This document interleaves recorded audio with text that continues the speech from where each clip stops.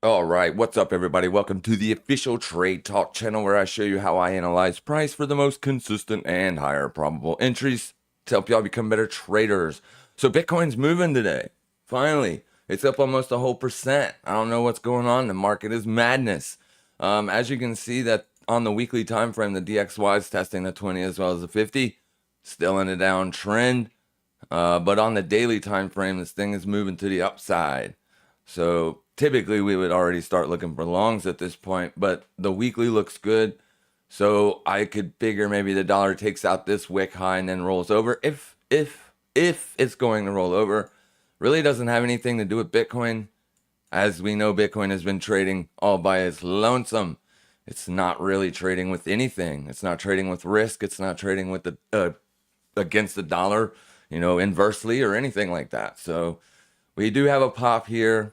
I knew it was going to pop soon. It's just a matter of time when you're setting at support and just grinding it out for this long. Last time we got a nice little pop from down in this area. It traded up, made a lower high, and then boom, was right back down into this region.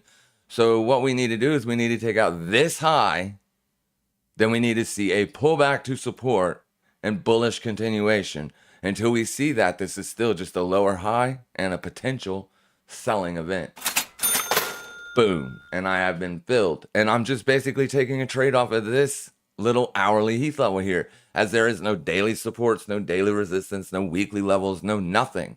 All right, there's nothing in here for me to take this short off of other than that right there. So, of course, my stop is just going to be right above that bullish candle. And as you heard there, I was just filled on the short trade. So, let me go over here and get a stop. Actually, I'll put the stop above the bearish wick high. The bearish candle's wick high. This candle right there. Just give me 1 second and we'll go over everything else that we need to go over. 29590. Probably going to get stopped out right here in just a second. I typically don't like the look for shorts like this, especially when there's no news. All right, so I got the stop situated there. So Bitcoin blasts up above this wick right there. It's going to stop me out. If it decides to turn around here, which I don't know why it would. It's just an hourly level, right? You've taken out multiple daily highs here, right? So 1, 2, 3, 4, 5 daily highs. All right, so that's pretty nice. You haven't taken out the weekly high because, as you know, this is going to be the weekly high. That is going to be the weekly low. Previous week, I should say. Previous week. Today is Tuesday. All right, today is Tuesday. You're trading inside last week's range. All right, from high to low. This is called an inside range candle, as it is trading inside last week's range. So you need to get above that high up there before you can say anything. And then you're going to have weekly resistance right there. But let's see if Bitcoin can finally do something from here. I mean, geez, it's been pulling back forever with tiny range days. It's not even been worth time trading it. Seeing how that's why I've been basically putting out options videos to give people other things to trade. I mean, you need Bitcoin to move more than 1% in order to make any money. This day looks like a big day, but you're barely up over 1%. So, yeah, not really much of anything, really. But we can trade it. It is bullish for now because you're above the 21 on a daily, but 50 down here on the daily. The weekly, you're above the 21. The weekly, you're above the 50. So, like I've been saying, as far as the weekly is concerned, Bitcoin is bullish, right? It's bullish. But on the daily, it's just been pulling back. All right, so risk assets melting, but they did trade into daily support. Here's the S&P 500. So we did drop below the 50 here last Friday. Then yesterday we had a nice up day, but still an inside day. Traded inside of Friday's range. Today, on the open, you literally went straight down to support. Here is the daily 21. So we're going to see, does this support area hold or not? Today's Tuesday. We got CPI on Thursday. Now, I think the market is pricing in a higher CPI. It's just my opinion. Obviously, I don't know if it will or not, but the only thing that I'm basing this off of is oil.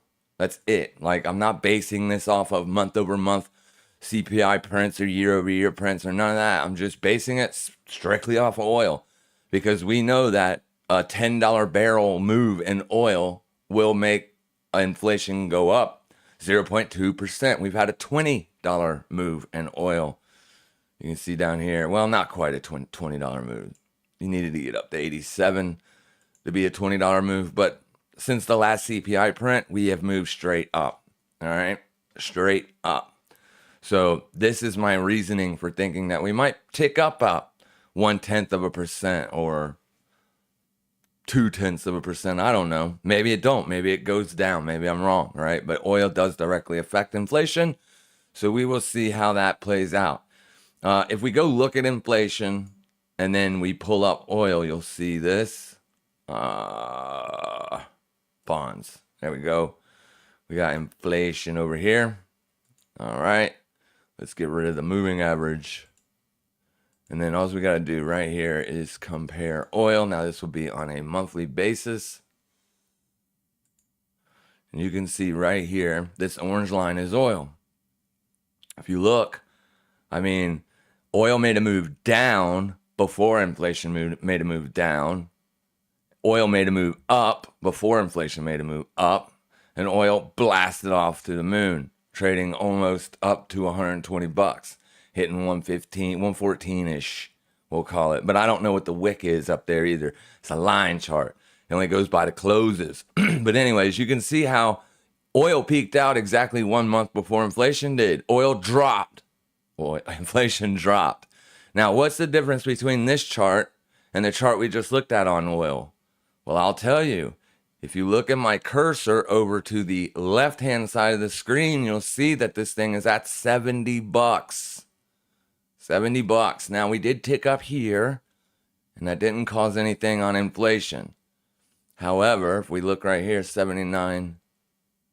So we got almost a $10 move off that tick up. So we're setting at 70 bucks 39 cents compared to the inflation. The reason is because inflation is always a month lagging. So it's August this month when we come into CPI on Thursday. It won't be for August. It'll be for July. So that's why you don't see oil's move priced into this chart, this comparison chart, because this is still comparing from June. You see that? June. So oil has left out all of July's move. So let's kill inflation and go back to oil. And then you can see right there, 80 bucks, 40. 80 bucks, 40. Now, yesterday it had a really nice pullback. I mean, yesterday it had like a small itty bitty pullback, but today it's got a really nice pullback and it's pulling back to the yearly opening range. You do have some divergence there, right there and there, but it's just daily divergence. But this is the yearly opening range right here. So we'll see if this area holds a support. If oil is going to continue to go higher, this is an area at which I would assume support might kick in. But you can see that you're still trading well below the 21 on a daily time frame. So yeah, it was a pretty big move and not many people talked about it. But oil essentially went straight up for all of July. All of July, just straight up with just like 4 or 5 bearish days in the mix. So we'll see how this affects CPI on Thursday. But as of right now, pretty much nothing, right? I looked at all the Forex assets. I'm still short this from there, so there's no point in closing it. The dollar is just moving to the upside, which means your USD is going to be moving down. This was a legitimate short right here, but I didn't take it because I have a bullish bias on this, and that's my fault. But that was a perfectly decent and legit trade that could have been taken to the short side. As you can see right there is monthly resistance as well as the daily 21 on the exponential moving average. And you'll see right here, we were testing and failing at the 50. Now, when you get this on the weekly time frame as well, that's a very powerful signal. That's what happened on the Aussie dollar. It looked exactly like this, only if I flipped over to the weekly, it looked exactly the same, right? On the weekly, you were testing the weekly looked like the daily as far as moving averages go and your oscillator. Bitcoin's about to stop me out. It hasn't yet, but it's real close to doing it. Excuse me. But yeah, there's not really, most everything's already made its move. We were looking at a potential short on your Euro Swissy yesterday. I didn't take the trade because there really wasn't any resistance that it had fully tested yet. And we were still down here. Now, that doesn't mean that it has to come up and test the 50 or come up and test daily demand or the old demand level or even the 21 for that matter. It could still be a short. All right. It could still be a short based on Euro weakness, but apparently it looks like Swissy is weaker than Euro. We know the Euro is weak because the dollar's moving to the upside. So why is this weak? It's got to be Swissy. It's got to be Swissy. Yeah, Swissy 0.5%. And you can see here Euro 0.55%. So not quite as weak as Euro, but still weak. So this will be a choppy sideways day, right? When both assets are essentially the same, whether it's bullish or bearish, you don't want to trade that. You want to trade the Forex assets that are completely opposite, right? The highest, which would be the dollar today. So you'd be looking long dollar versus essentially every other currency. But more than likely that trade happened yesterday during the Asian session or during the London session, as that's typically how Forex goes. But we do catch some nice trades during the New York session. We do. So it is possible. Good morning, everybody. I do not see any chats. There's the chats. All right, my few ledges. All right, let's see what we're going to do here. So with the S&P rolling over, but tagging daily support, of course, we're going to watch that today. I did take a trade on yesterday on CELH. All right, CELH. Essentially, they got earnings today. So if we go look here, I'll show you that trade. As far as I know, this company just makes an energy drink or something like an energy drink. So I went all the way up to the 180 strike. All right, all the way up to the 180 strike. Oh, it's already up, dumbass. All right, so moving on. We want positions here. So this product is very, very good. All right. If we just look at it on the monthly, you can see this is clearly a very bullish asset right now. Very, very, very, very, very, very bullish. All right. But my strike is up there.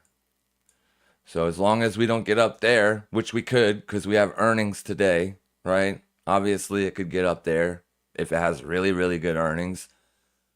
Or tomorrow. It looks like it's tomorrow it has earnings. Oh, that's going to be today.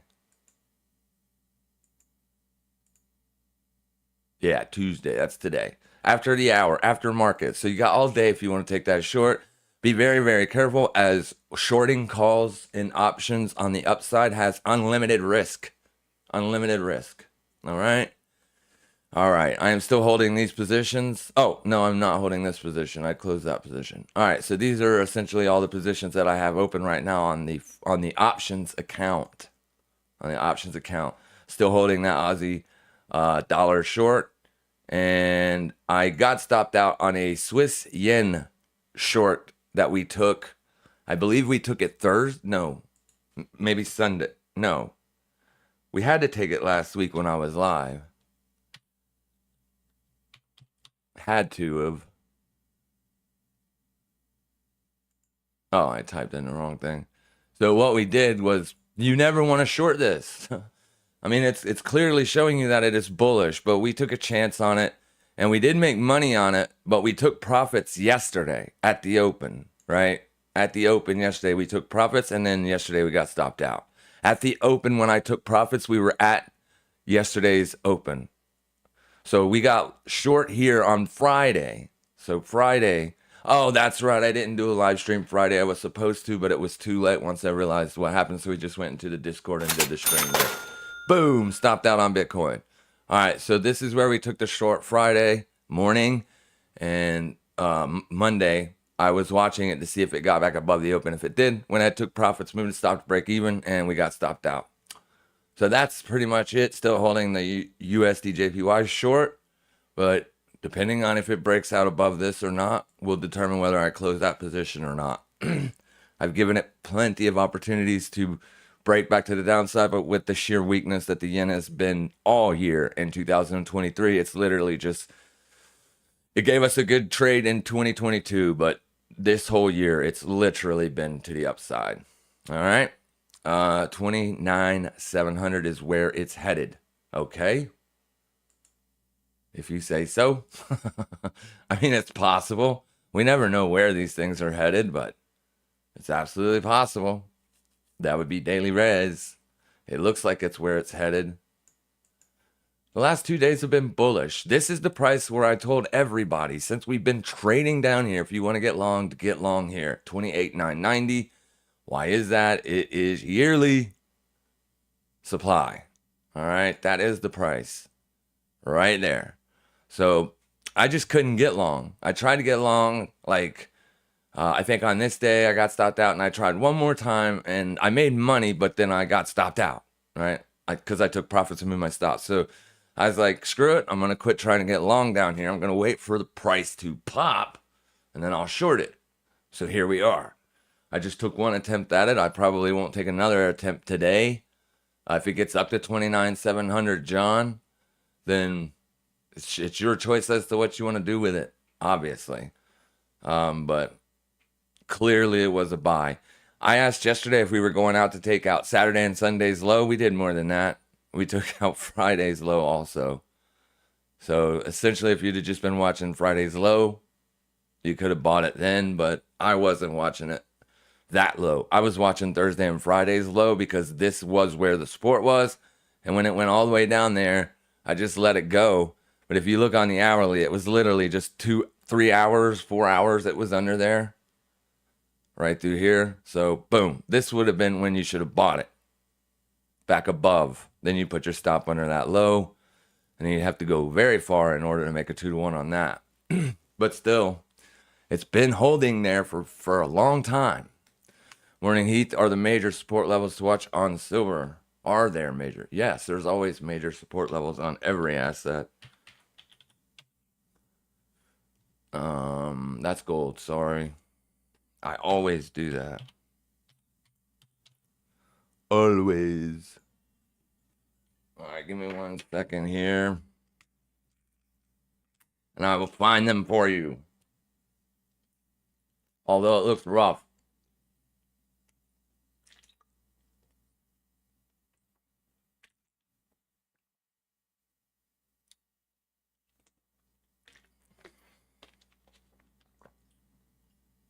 God damn. Damn it. All right, sorry. Yeah, it's going down because the dollar's just moving. The dollar is mooning, right? The dollar made a nice move to the downside, and then all of a sudden it's coming all the way back. That's why you got the nice breakout there. You're back under the 21. Remember, this as a day trading opportunity is now looked at as a short, not a long. So we don't look for support. Even on the weekly, this is done. We no longer look for longs on this. Because on the weekly, you're under the 50.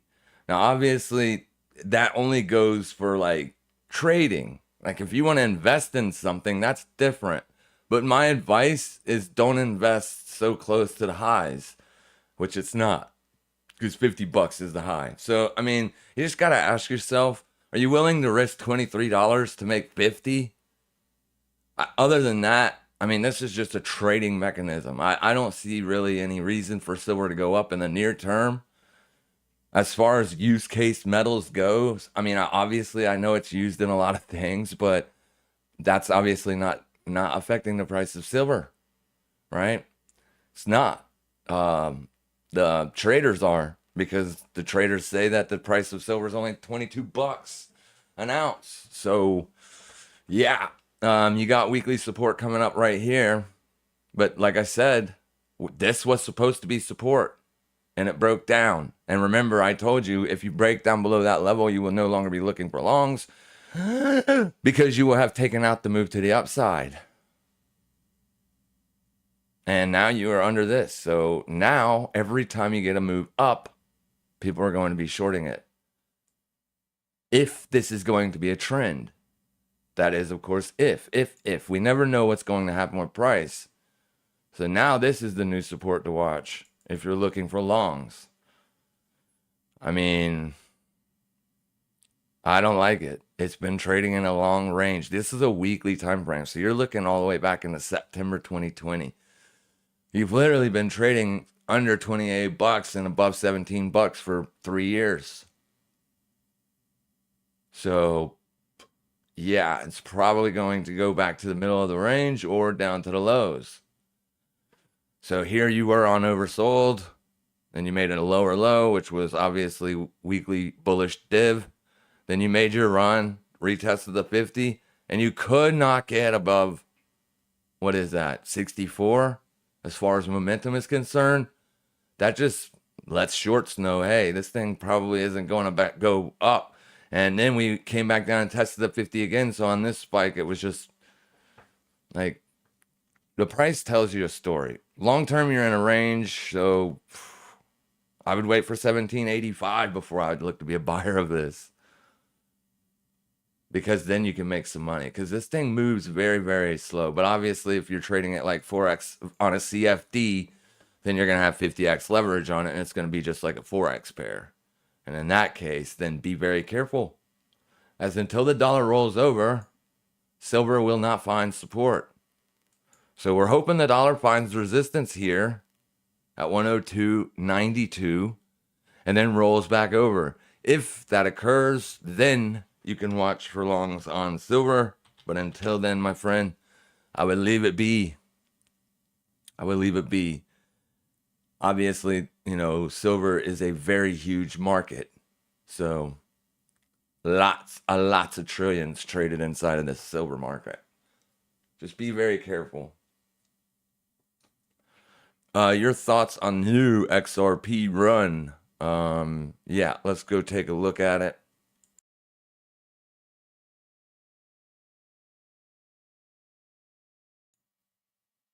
XRP.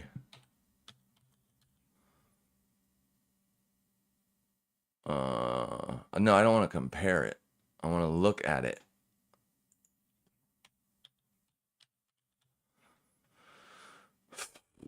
I guess we'll use Bitstamp. This was based on the news, the hearing, the trial. I guess XRP got a nice favorable ruling from the judge, obviously, because it moved like 100% in one day. But it's being sold into as of right now. Yeah, 101% in one day. So literally you went from trading around 2023's open all the way up to 2022's open. And that's where you found resistance. On a daily time frame, this is still a short. But if Bitcoin holds support here and continues its run up, could XRP? Absolutely. Listen, XRP is different than Bitcoin. I mean, you got your XRP army out there. So obviously a lot of people like XRP more than they like Bitcoin. So if you're one of those people, then watch this daily support for a retest. That would be your area to be a buyer. Let me see here. You just broke above it an hour ago. So this is the area to look to be a buyer. Unfortunately, you see how much of all of this you got. Like, that's literally it, though. That's your lowest daily close. And unfortunately, it closed as a pin bar, a doji. And now you're moving up. You took out the high. Will you continue? That's the question. So watch, even though you gap down, right? Because you can see the open of today is lower than yesterday's close. So you gapped down today and then made a move down and then up. trading almost like Bitcoin. But like I said, this move was based on a favorable ruling. Now, if you think it's going to continue to go up based on that ruling, then what you would do is you would just fib the range of this candle. Why this candle? Because that's the move, right? Ruling up. So you fib that range, and then you look to be a buyer roughly around the 702, 618, or the 50%. As you can see, the 702 seems to be holding as support. Low to high with the Fibonacci retracement tool, not the fib extension tool. Fib retracement. Because what you're looking for is a retracement on this range. Because this is the range that was put in during that good news or the favorable ruling, whatever. So you don't want to see it break down below this, because if it does, sellers will pounce. And I don't mean sellers as in short sellers, because professional short sellers don't sell lows. I'm talking about people that are just selling it. Because if they've been sitting in it for a long time, at least since, the lows of 2022, this pop, say they bought over in here because they thought this was the low. And then we got this spike right here, right? Remember, everybody thought this was the lows.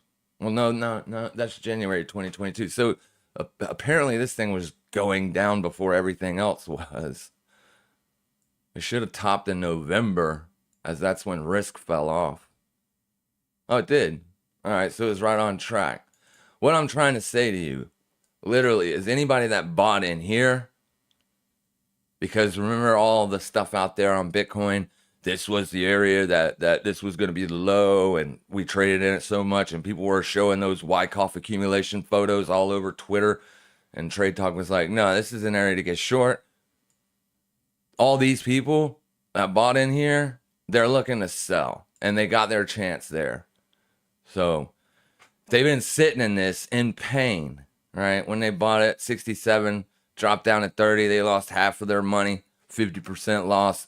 This one spike would definitely cause them people to get out, especially if they're in the US, because it's getting harder and harder to trade these things. Like, you can't even trade this on Coinbase. You literally have to go offshore in order to trade this, because Coinbase delisted it. So has Coinbase listed it again now that it's got a favorable ruling? No, it has not. So until Coinbase lists it, US people can't legally trade it. Are they? Of course they are. All right? Of course they are. But yeah, I don't know anything about it. Like, I have no idea what its use case is, what it was built for, what it's supposed to do, or anything like that. I just know that since I've been looking at crypto, it seems like XRP's been roughly around 50 cents its whole life. Obviously, I missed the bull run it had. But, like, look at this thing. And also, something I would love to point out about XRP and Litecoin, even though the Fed was literally propping up the markets for that entire year since COVID, every single asset under the sun that had risk associated with it made new all-time highs, especially in crypto. Bitcoin went from 20K being the all-time high up to 70K, right?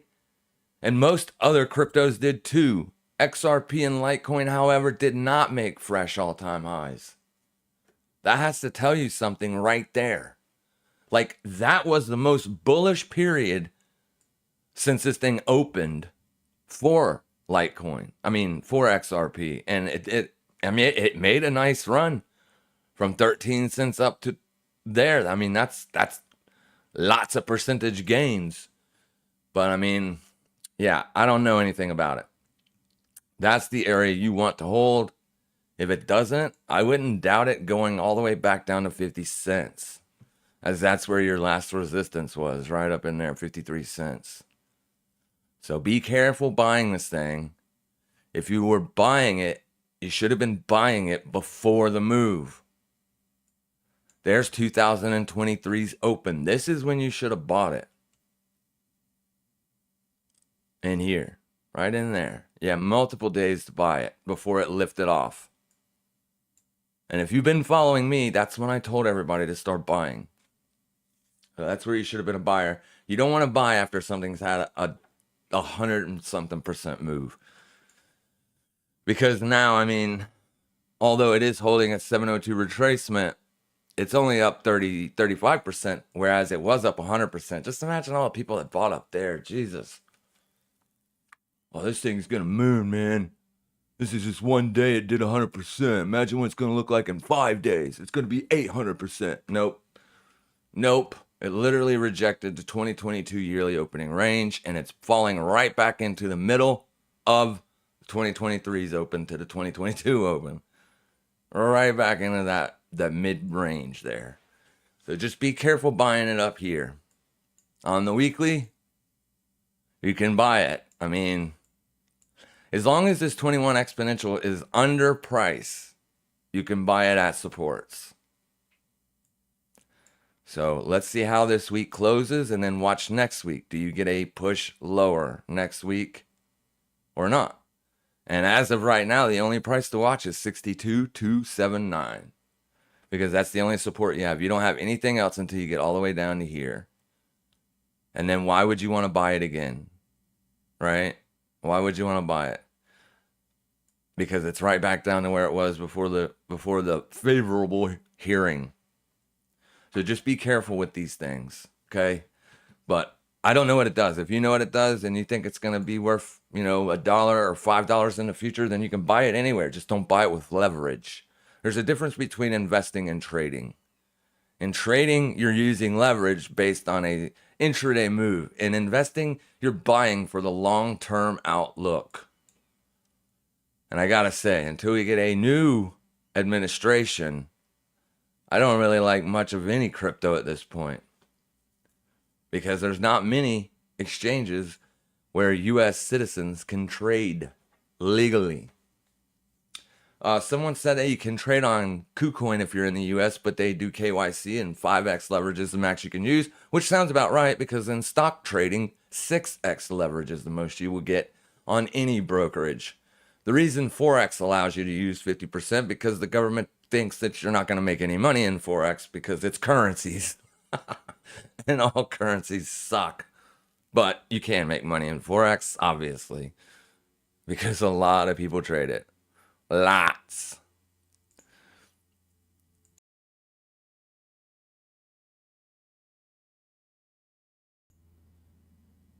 What's up, Brandon? XRP is back on Coinbase, is it? Oh, son of a bitch. It is. I guess it got its favorable ruling, and that's when it went back on Coinbase. Thanks, Brandon. I don't usually look that low down the exchange list when I'm looking at assets. I try to look at the top 3 because typically that's where your most volume is. But thank you. It is back on Coinbase. So you can buy it in the US, but you can't trade it. You can buy it, but you can't trade it. No leverage on Coinbase, as far as I'm aware. I signed up for leverage years ago, but I haven't heard anything back. All right, but appreciate that, Brandon. Brandon would be the guy that knows what XRP is also. Can I look at XRP, ETH, and NASDAQ? NASDAQ's getting killed because tech is, but we'll look at it. XRP versus Ethereum. This is where you got to be really crazy trading these things. I bet this thing has wicks galore. Well, Ethereum is beating its butt off. Let's just say that. Has it bottomed? Maybe. Maybe. Looks like he bottomed in 2021. Made weekly support. And it literally held up until this point where that was just a trap. See there? It did close below, but whenever you close below and then immediately reverse, use the prior resistance, please. Don't use this one. I'm sorry, support. Use the prior support because this is a trap. This doesn't count anymore because literally price told you it was a trap right there. So anytime you close below a support and then revert back to the old support, you'll have better luck with your buying opportunities. But I mean, it's bullish on the weekly. I mean, not if you look, but don't worry about that stuff, because this is all you need to know about right here. Boom. And then we'll go back into the daily and we'll refine that. But this is all you need to know right here. Where is it?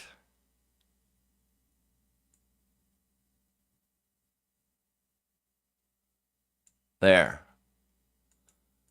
We changed that bad boy to yellow. Why? Because anything beyond this point does not matter. Will people still take entries based off of past price action? Yes, they will. Should you? No. No, you shouldn't. You should only care about the year you're in, because taxes have already been paid on all this stuff over here.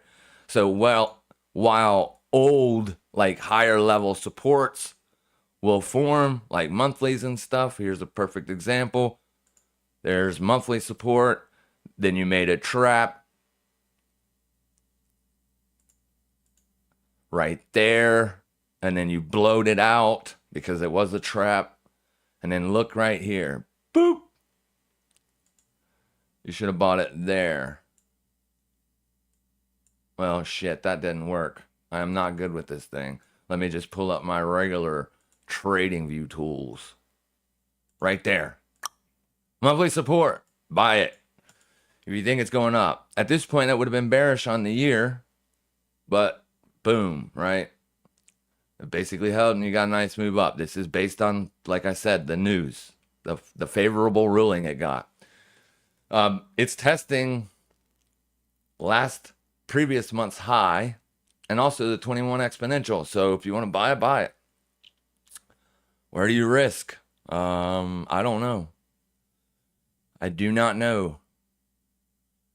So far it looks good, but we're only, 7 days into this month?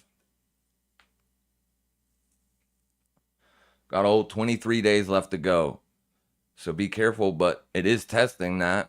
I don't know anything about it. I don't trade this stuff. I only trade Bitcoin futures, essentially, and then anything I can trade on Tether, on Bitget, because that's what I'm still using for my exchange. But I don't trade like this stuff, anything versus Bitcoin or anything versus Ethereum, because the spikes are just insane. Well, they were on Kraken anyways. So I learned my lesson and I quit trading it. The NASDAQ, it's coming back down. I mean, you're almost at the monthly open, which is a last month's open, which is a fantastic place to look for support. And as you can see, it is holding. Why is it all the way over there? It should be July the 3rd. Yeah. This is where it should be. Right there. All right, so there's your monthly open from this month's range, July. You're in August, you're testing that. So it's not looking great. If we break down, where is it headed next? All the way down to hither. 15,063. But obviously you can make stops on the way or find support, because this asset is extremely bullish. See how far you are away from your weekly 21 exponential moving average. You are literally 6% away from it. So I like to go back in time and see, basically, has it ever been 6% above before? Maybe here. No, it's 8% above there. This high to that. So yeah, it's going to revert to the mean. So this could still just be a bullish pullback. But we'll see Last time the U.S. got downgraded, ladies and gentlemen, we dropped 20%. All right. So right now, Fitch is the only one that's downgraded the U.S. If Moody downgrades the U.S. as well, I wouldn't doubt it if we do make new lows. Right? I mean, things change. At the beginning of the year, I was uber bullish on all of these things, and I was telling people to go out and buy all their favorite stocks: Microsoft, Nvidia, Tesla, whatever, at the beginning of the year, because if there is going to be a bull market in 2023, you want to buy close to the open. So like now it's time to start looking for profit taking. Imagine all the people that got long down here. Obviously a lot of people did. All right? Now, trading index products like the Nasdaq and the S&P and the SPX and all that stuff, you got to realize that they're taking companies out, like garbage companies that aren't performing, and they put other companies that are performing in. So, yeah, that's why you get these runs. They do that because they want these products to outperform like any other index, really. But right now we're looking for a pullback. Last week was a pretty good one. On the daily, it's time to start looking for day trades to the downside. Day trades only. However, if you think the market if Moody is going to come out here and downgrade the U.S. as well, it's just a matter of time. And if you hold this product long from the yearly open, then buying a put or two would not be a bad idea. That's how you protect your gains. You could buy an out of the money put, obviously, because you're doing it for insurance purposes only. You're not looking to make money on a hedge. All right. You're just looking to take a small percent of your profits and put it in a hedge to protect yourself from losing everything. And if you do it right, you could make money on a hedge. But I don't suggest you try to make money on a hedge. Just hedge yourself to protect yourself. If you're just trading and you're looking at this as potentially the next bear market move, when we're going to see something like back in 08, which I don't believe we are, but that doesn't mean it won't, right? We're all the way in August. So there's only 4 months of the year left. So suffice it to say, unless you drop in 4 months, 2023 is going to close out bullish. Inflation or not, NASDAQ will close up. But NASDAQ is mostly led by tech. And then the market's going to open in 4 minutes. Here is your S&P 100. I picked the 100 because it's the biggest market cap, I guess, out of the 500, right? So we just watched these. And as you can see yesterday, mostly everything closed up. Even though at the end of the day yesterday, we had a reversal. A reversal. Not on the NASDAQ or S&P 500, sorry. We didn't have a reversal. We did to the upside. So mostly everything closed up. At the beginning of the day, it was moving lower. This is what I want. Thank you. So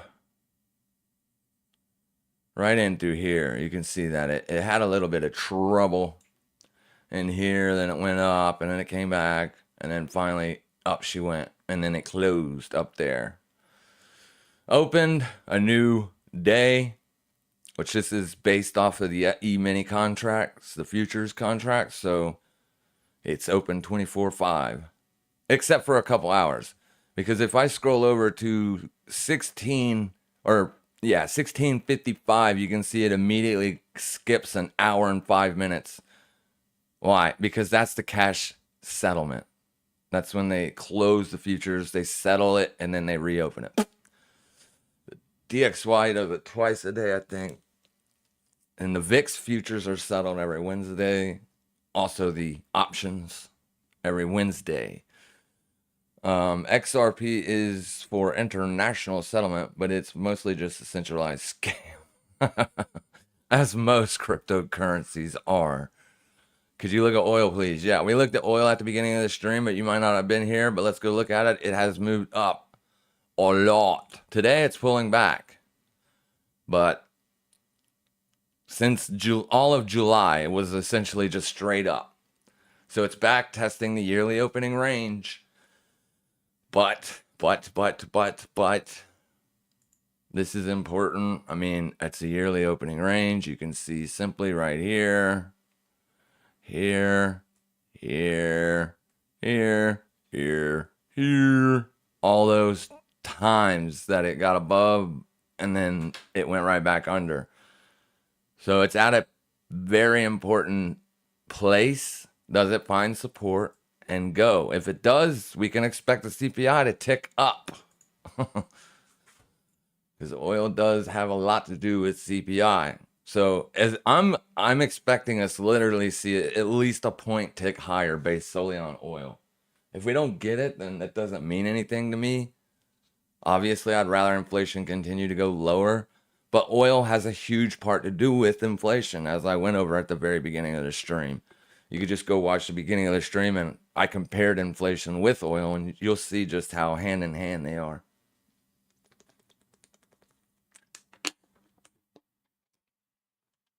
Just how hand in hand they trade. Well, they don't trade. Inflation doesn't trade, but oil definitely does. So we're just waiting to see right here if it holds support or not. I could still be a buyer all the way down to 78.84. But if we break back down under that, then I'll be a seller again. So it just depends on what it does here in the next few days. Click that fan on as I am roasting. All right. So Bitcoin stopped me out and then it pulled back.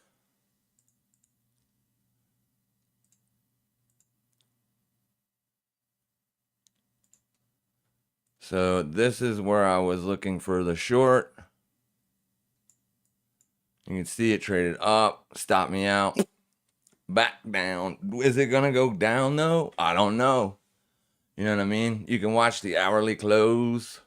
If you don't like waiting an hour for closes, then watch the 30-minute close.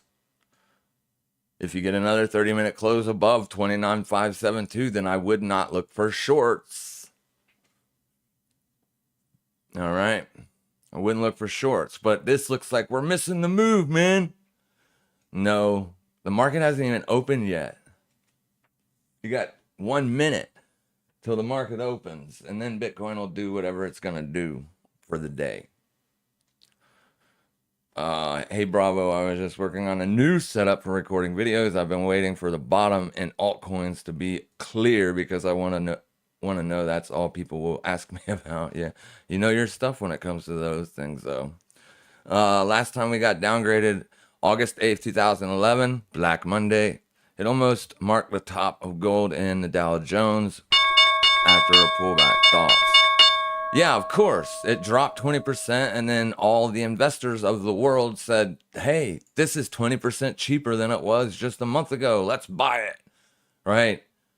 Think about this. Investors, money managers, people that own or handle funds, pension funds, like teachers and firemen and police officers' retirement, and all your other 401k recipients. Their money is in these indexes, right? Their money is in this index. Like I've begged my mom's husband, which, you know, he is whatever, my stepfather, but I've begged him to get his money out of there because they don't do nothing. Every time they take a percentage out of your check, they just put it right into the index product. Right? They're not hedging your downside risk. They don't care about you. They don't. So, yeah, we'll wait and see what happens. But anytime a massive index gets under 20%, you are always going to have buyers step up. Why? Because the asset is 20% cheaper than it was. All you got to do is look at the real SPX, right? Which is only tradable via options. This product is. Let's look at it on a quarterly basis. I mean, look at that freaking thing. I don't know. All right, look at that. Every single bear market in history going all the way back to 1871 has been bought back. Every single one. Every single one. So I don't understand why perma bears even exist. Like, this is the entire lifetime of the product. Why would you be a perma bear? It only goes up. Yeah, there's a period of 10 or so years every now and then that we go through a sideways to down market, but ultimately it just goes up. Now, perma bears expect this just to be a massive bubble. Okay? And right? So, was this? Yeah. Was this? Of course. Was this? Yes. But look. So, literally, Michael Saylor says that if you would have invested in anything that has to do with these products, you would be down because the cost of currency has been diluted so much. But if you just talk on, like, in terms of '08, right? The '08 market crash. If you would have just bought then, look at the price difference. And '08 wasn't that long ago. It wasn't that long ago. And here we are now, 559% up. That doesn't seem like a lot, especially if you're only invested with a couple $100. That's not going to do very much. But if you got a lot of money, that's going to do very well. This is why people don't need to sell. In bear markets, they need to just add to their positions. Always. I will. And also, a little bit of this doesn't mean anything. Remember, the past does not predict the future. So past performances is not indicative of future results. But I did go back and look at ever since Apple has been a tradable asset since the 80s.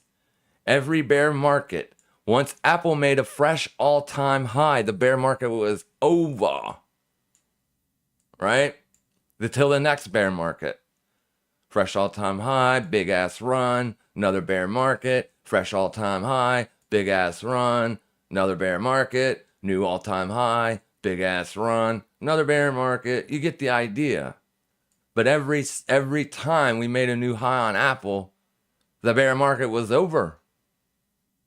But is this time different? Obviously, it could be. I can't see into the future, but I still stick on the bullish side of things. I mean, inflation was at 8%, 9.1%. Now it's at 3%. And I know that's the headline number. I know, please don't just, beat me up. Obviously, it's the headline number, but that's the number they want, right? They want the headline number back down to 2%. Everything else they're watching suggests that it's not going to go down. Well, if you just look at oil, I can tell you, if oil continues to go up, inflation will go up too. It will. Oil and inflation are rooted very heavily with one another. And you can see where we are on oil. Yearly opening range, obviously it's wrong, but it needs to be over here. I mean, you're testing your yearly opening range. First quarter, bearish. Second quarter, bearish. Third quarter, is this just a bearish retest? It could very well be. It could very well be. On the quarterly chart, it looks like it is, but on the daily time frame, it could go up. I mean, this is a nice move from $67 all the way up to $82. That's a big move. That's going to be reflected in CPI until they take oil out of CPI. Remember, the government controls the numbers. They can put and take out whatever they want to make the numbers look better. But like, we also seen a softer quits out of the job number, not in FP, but if you look at just the quits, the people that have quit, not new jobs, the people that have quit, it is softening. It is going lower. So the job market still seems to be pretty damn tight. And with the new job numbers that we got to tick down from 3.6 to 3.5. I mean, how long can this go for? It can go a long time. I mean, you haven't seen unemployment look this good since the 60s. So here we are, and then you know what this is. That's the pandemic, and then we're right back to where we were pre-pandemic. So we'll see. Other metrics are showing that we're softening, and we're probably going to see a recession. There's a lot of people calling for a recession. Jerome Powell said in the last meeting that a recession is possible. So we'll see. We'll see how it plays out. But Bitcoin is still pulling back. There you go. So we may have missed it. S&P 500, boom, right back down to support almost. Yeah, the S&P 500 hasn't been super bearish. I mean, that was just a 1% down day when we got the downgrade. But it hasn't been able to get any kind of bullish momentum since then. So yeah, I have on bearish positions. All right, I have on bearish positions. This is a bearish position, but this is just an earnings play. But this is a bearish position. This is a bearish position. And this is a bearish position. All right. And right there, I don't know if you can see it or not, but right there is the year-to-date P&L. That's on a $5,000 account. That's a 4% gain. Right there.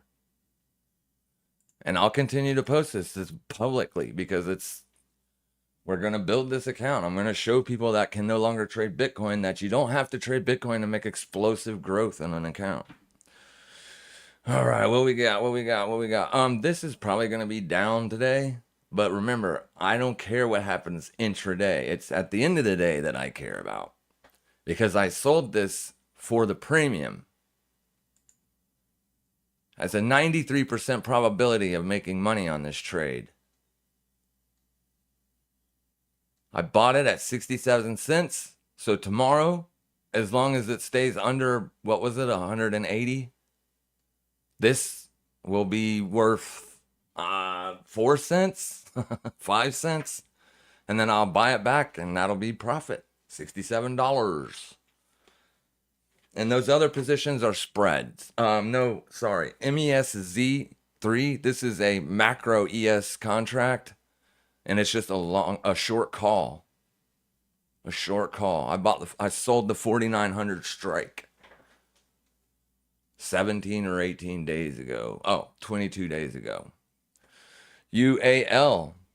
What is the dual trade? It is a short spread. It's a bearish put spread. It's just a vertical spread on the put side. Oh, sorry. In-out spread. No, this is an in-out spread. Yeah. XLF is an in-out spread. UAL is not an in-out spread. It's just a vertical spread. Right? The most I can make on a trade is $2 minus what I paid for it. What I paid for it's right there. So it's not the best risk to reward as far as that goes. But I plan on closing this long before I ever get to negative $50 because that would be 1%. Or $52 would be 1%, right? It's negative 12. I'm expecting it to go down. We'll chart it. I'll show you why. This is an airline product. And if you watched, who was it? Southwest? Somebody reported terrible earnings. Yeah, there you go. Look at that. Puke. If all of the airlines are puking, GTS, this is an index product that has all the airplanes in it. It's down. The only one that isn't, though, is United. See where that 21 exponential moving average is? See where this is? Yes, I do expect this to roll over. That spread is setting at what? I sold the 51 put. That means I want price to get right around $51. And I bought the 53 put. We'll go in there and we'll look at it.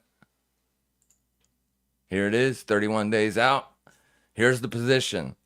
So I want this yellow line, this in the money line, to come down here. And if it does, I'll make 60, 70 bucks. And I got 31 days I can wait for that to happen. It's not like it's going anywhere, right? And as of right now, it's just setting at a $9 loss. It's not the unrealized P&L that matters. It's the P&L, baby. It's when you actually close the trade. That's what matters. But it's the 51 and the 53. So it's here.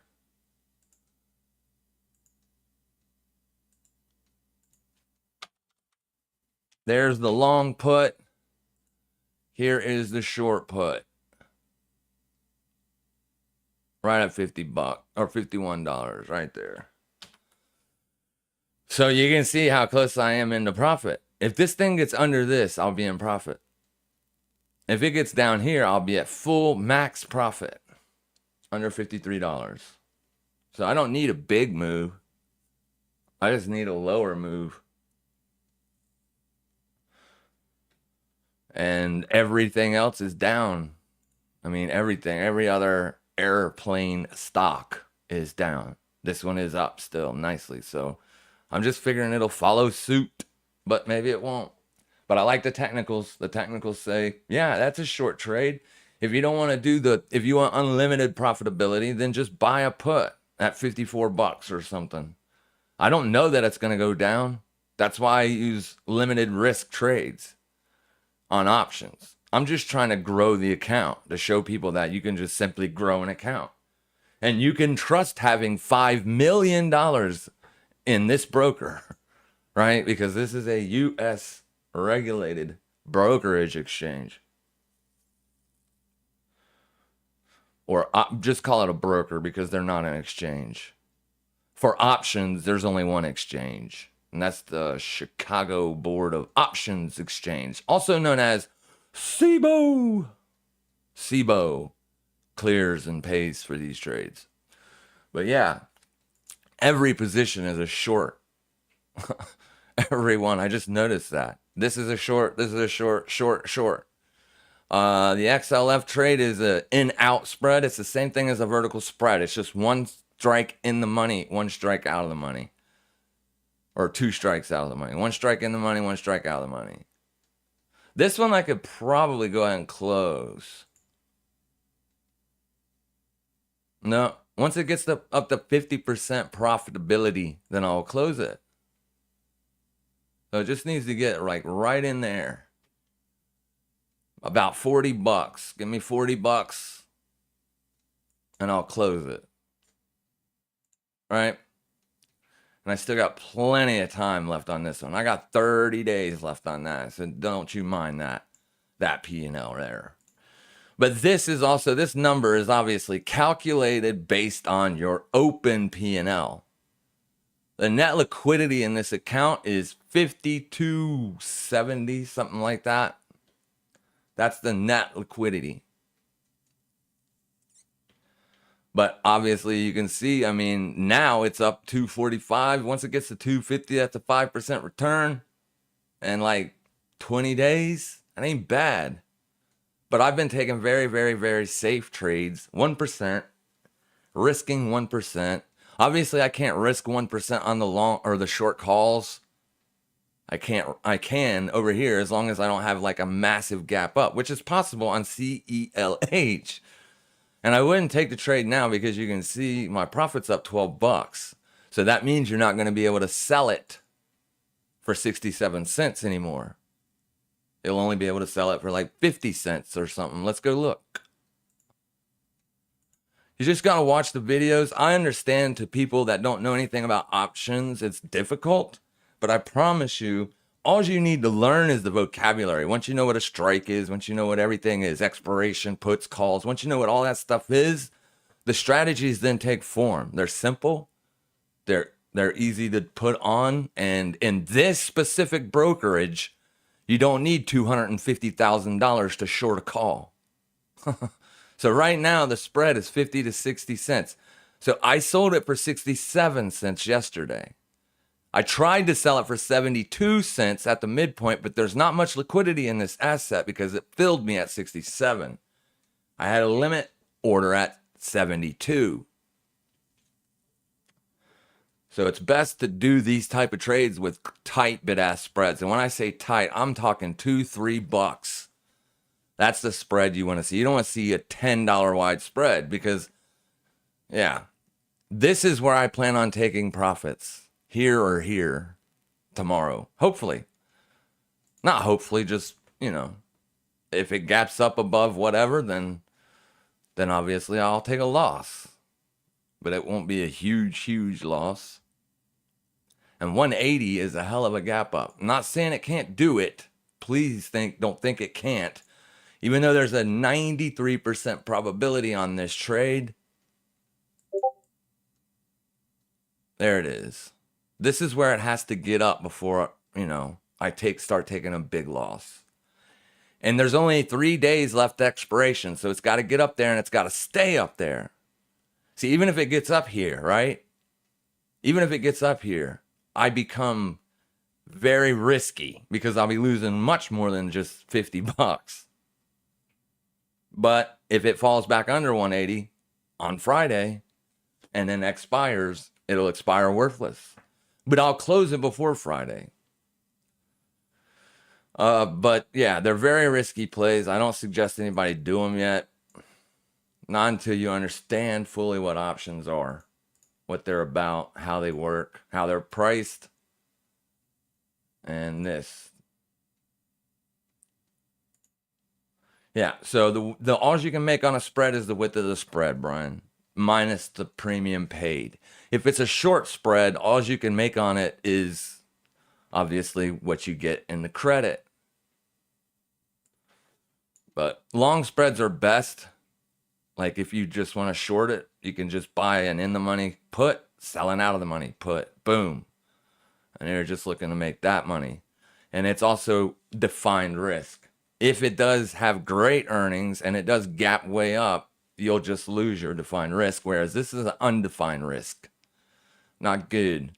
If this thing continues to trade down today, right? If it continues to trade down, if I can just make 50% even before it closes, I'll close it. I won't even go into earnings. I won't even take that risk. I'm okay with making $30 to hold a position for one day. It's fine. All I'm doing is growing the account. Just growing the account. Wait. Euro yen. Let's go look at it and then we'll wrap this baby up. Can you look at Cocoa? Yeah, I'll look at Coke. I don't know if you mean Coca-Cola or just cocoa. You're talking about the futures. Buying entries on Cocoa. I don't know. I don't have a futures account. I don't know the ticker for Cocoa. Let's go get it. Cash contract. Pepperstone? No. Right here it is.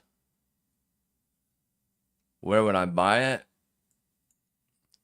I wouldn't. It's having a massive correction right now. That's pretty big pullback today.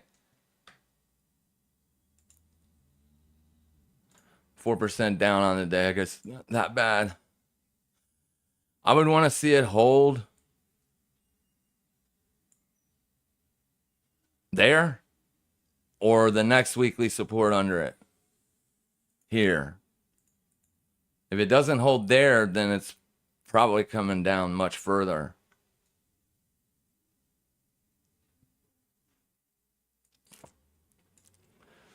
Yeah, futures are highly speculative assets, so be very careful. All right, that's what most people trade. Futures. And you don't want to, I don't like trading futures because if you're wrong on a trade and you get assigned, then you're going to get however many barrels of cocoa delivered to your freaking house.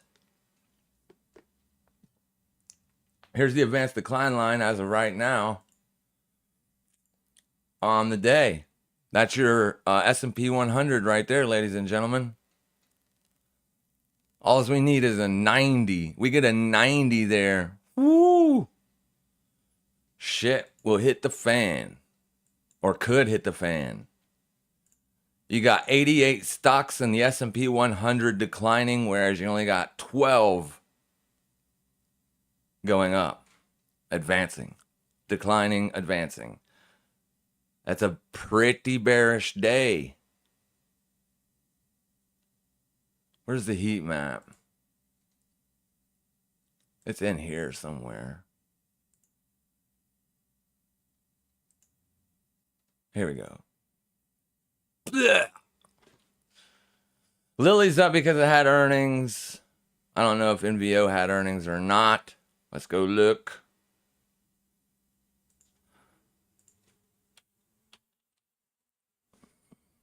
Yeah, it had earnings. That's definitely an earnings move. Jesus. No. Yeah. Pre-market. Thursday. What is this? Novo Nordisk AS. I have no clue what this thing is, but it is freaking rocking and rolling. Holy crap, look at that chart.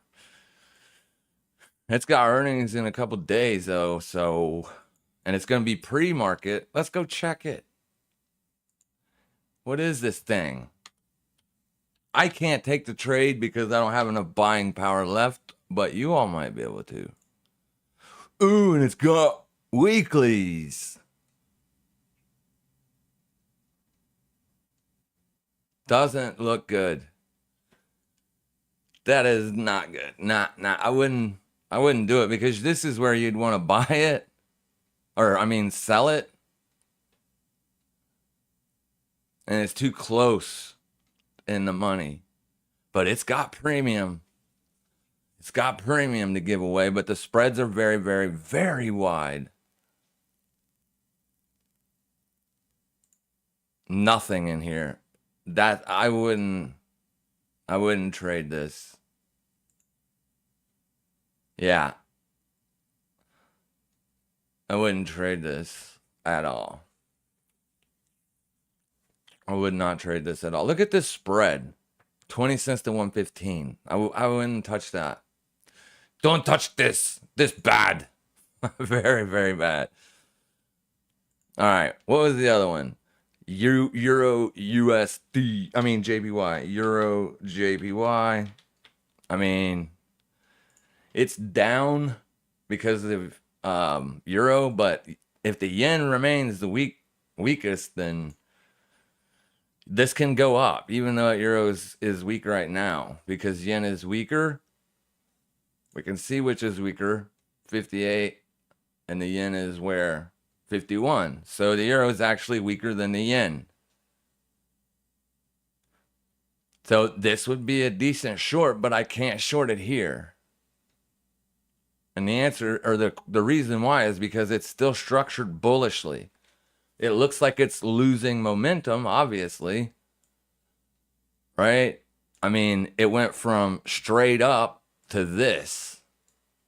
So I would probably say that, yeah, it's definitely losing momentum. So if it gets under this, then we can look to short it. Right now, you can't. I mean, it's still super bullish. Last time it got down there, which was just 2 weeks ago, you can see what kind of move it had. So this is still structured very bullish. You're bullish on the week still. And it's just Tuesday. But be careful shorting this. That must be a monthly res. It's nothing res. There's monthly res. Yeah, just be very, very careful. Like, you can watch tomorrow's open. I mean, yesterday's close, today's open. If this has a nice fall today, like if it continues to go down and then it closes somewhere down under the 20, then I would look for a retest of 156.77, and that's where I'd look for my short. But that's only if we close under the 21. As long as it's above 21, you still have people buying it. And today it's pulling back after moving up nicely. So that would have been a decent place to short it, but that's probably happened during the London session. It did. That's your London open, 2 o'clock. Usually look for the market to top or bottom out roughly around 2 or 3 a.m. There's your 2 a.m. candle. It opened, it moved up, stopped everybody out that got short at the 1 o'clock candle. Dump. And it's been straight down ever since. You Londoners are so lucky. This happens so freaking often, it's not even funny.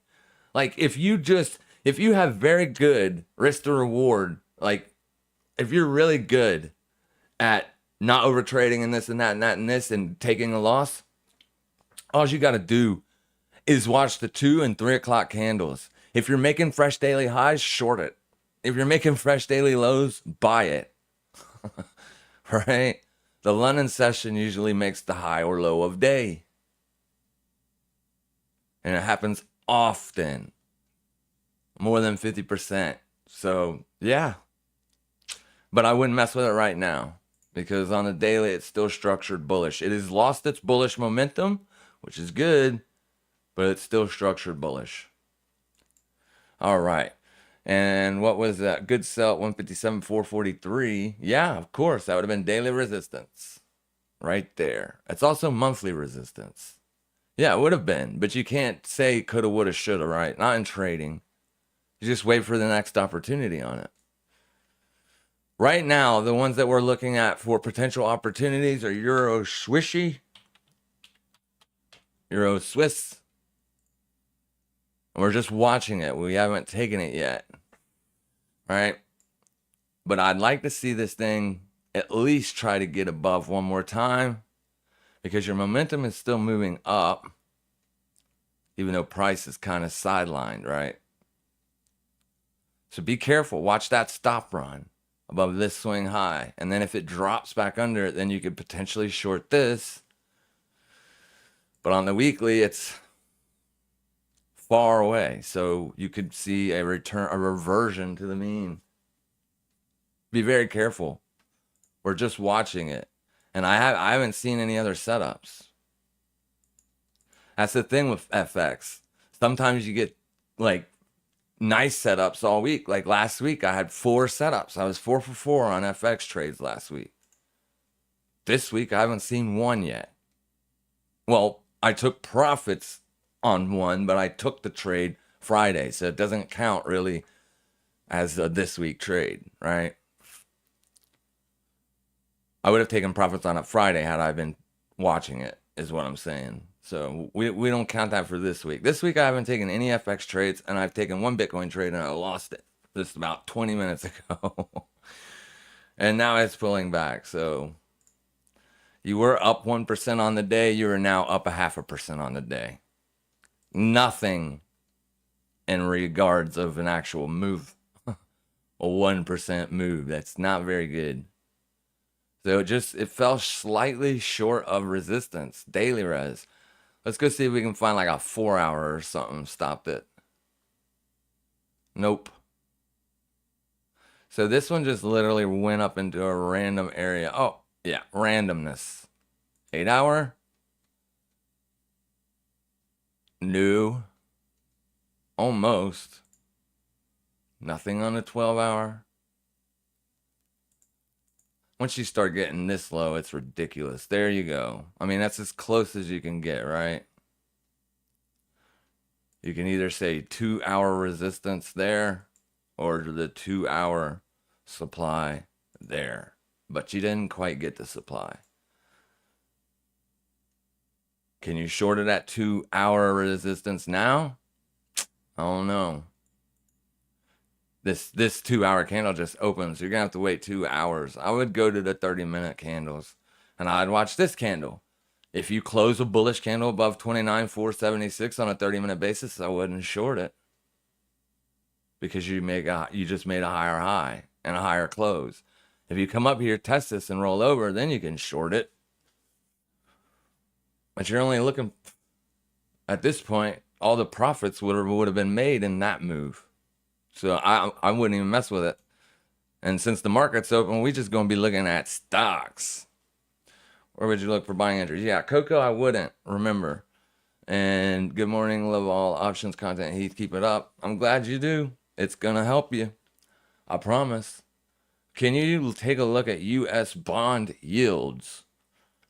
Are you talking about /ZB, which wouldn't be that on this? It would be ZB11. This U.S. Treasury bond futures. I mean, this is bond yields. Yeah, this thing is crazy. Is this the 20-year or the 30? Well, there's no way to tell. It's not that.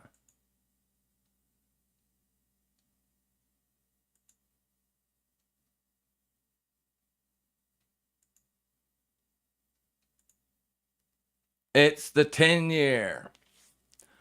Which one? Just flip this. Just invert the chart. Like, that's exactly what we just looked at on ZB, right? Almost. Almost. It's not quite that, though. Just give me the ticker you want. There's so many of them, bro. There's so many yields. You got 30-year, 20-year, 10-year, 5-year, 2-year. I got a 3-month, 1 month. What do you want? What do you want? Then I got all these HYG, junk, TNX, TLTs, BNDs, GOVT. Which one do you want? This one? Yeah, I mean, it's bullish. It's bullish. I don't think it's bullish on the year, though. No, it isn't. It is bearish on the year. But overall, I mean, it's going up. Yeah, it's terrible, right? What's going on with this stuff? You're so inverted across the board. Oh, wait. The 20-year and the 30-year are no longer... Oh, yeah, they're still inverted. The 20-year is 4.3. This needs to be higher than this one. And then this one needs to be higher than this one, which this one is higher than this one. 3.9, 4.3. So your 10-year, 20-year are no longer inverted. There's your 5-year. It's inverted. It's higher than the 10-year. 2-year, 473, higher than the 5-year, higher than the 10-year. Massively inverted still. And then the 3-month 10-year, just completely inverted. You do not have to look at an inversion chart. All you got to do is look at these two prices. And you can see it is massively inverted. This should be more than this. Much more. So, yeah, we're still massively inverted. So, I don't know what to tell you. I mean, these things are expensive. I'll show you just how expensive. If I wanted to just go trade the options on it, /ZB. Let's go trade it. Doesn't have weekly. Yeah, it does. www weeklies. Let's just say we want to buy a call. $1,156 is what it costs to buy one contract of an option on the bond futures. $1,156. That means literally this option price will fly. Be careful. It's very, very, very messy, or it could get very messy. All right, is that it? I guess it is. He never actually told me which one he wanted to look at. This is the T-bond futures. This is not the same one that I pulled up a while ago. Yeah. T-bond futures. What did I have up that was super bullish a while ago? Well, it's not bullish. It's down on the year, but it was up pretty big on the daily. This is ZN. Nah, I want ZB, baby. Treasury bond futures. This still ain't it. I must have been looking at it hourly or something. Nah, I couldn't have been. Anyways, nothing else? All right. You guys have a fantastic rest of your day. Make sure you guys trade safe. Make sure you trade smart. And as always, happy trading, everybody.